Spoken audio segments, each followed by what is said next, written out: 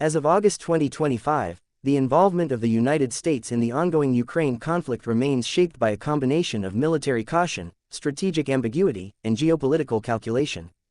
The focus of American support has shifted away from highly visible arms deliveries and publicized aid packages toward quieter, more indirect forms of involvement, particularly in the domain of aerial and strategic support.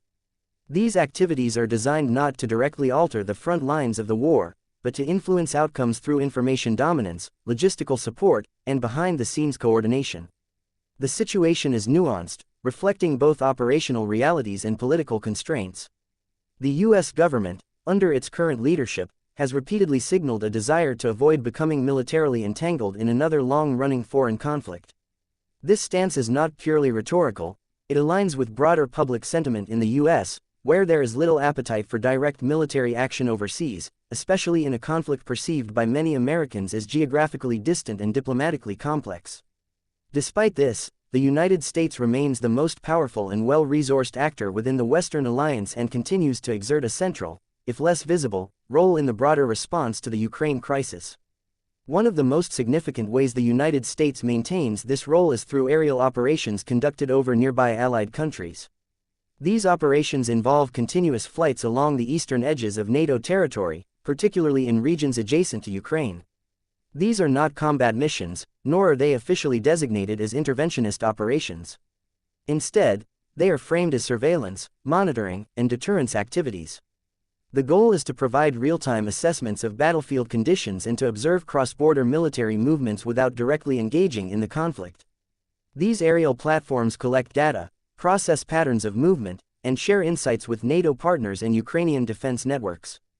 This form of support, while indirect, has a measurable effect. It enables better decision-making on the ground, improves the coordination of defense efforts, and helps anticipate potential escalations. This level of oversight can shape battlefield dynamics without a single shot being fired by American forces.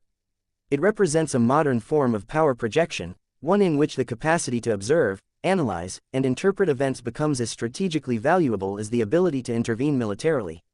At the same time, the possibility of expanding this air-based involvement remains under constant internal review. Senior military planners and civilian policymakers have drafted multiple scenarios under which the United States might escalate its air role, but each of these scenarios is bounded by strict conditions. Any direct activity in Ukrainian airspace remains off the table under current policy. However, operations that border the conflict zone, particularly those that enhance early warning systems or defend NATO territory from spillover effects, are more actively discussed.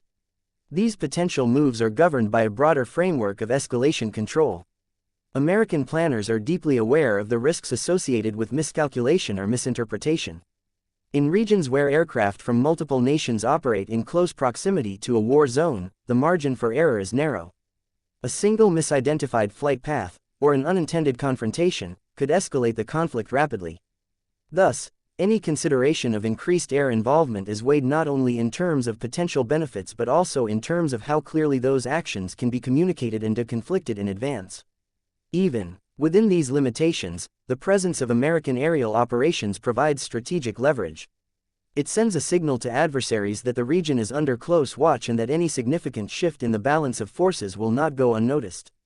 It also serves to reassure allies in Eastern Europe who remain deeply concerned about regional instability. This reassurance is not simply psychological, it is tied to detailed coordination efforts between American command structures and local military forces. Joint planning exercises, shared communication protocols, and real-time data exchanges all contribute to a tightly knit network of response capabilities that can be activated if certain thresholds are crossed. Internally, within the U.S. defense community, there are differing views on how far this support should go. Some argue that continuing in a purely observational role risks losing strategic momentum and weakening influence over the conflict's eventual resolution. Others counter that escalation could lead to a direct confrontation with a nuclear-armed power, a scenario the U.S. has spent decades trying to avoid. This tension reflects a broader shift in military doctrine, from direct interventions to influence-based strategies that aim to shape outcomes without crossing lines that could trigger large-scale war. Financial and logistical support also remains in place, though at reduced levels compared to earlier in the conflict.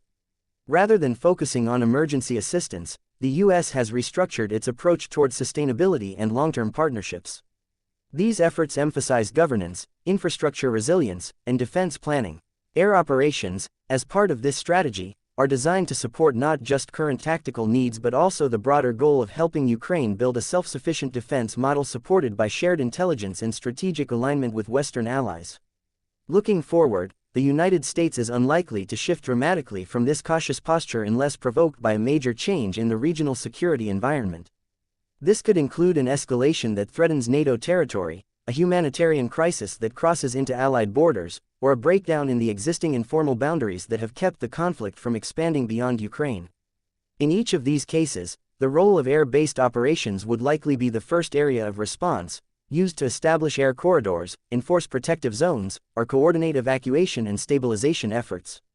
This approach reflects the new reality of modern conflict, where visibility, coordination, and technological superiority often outweigh brute force.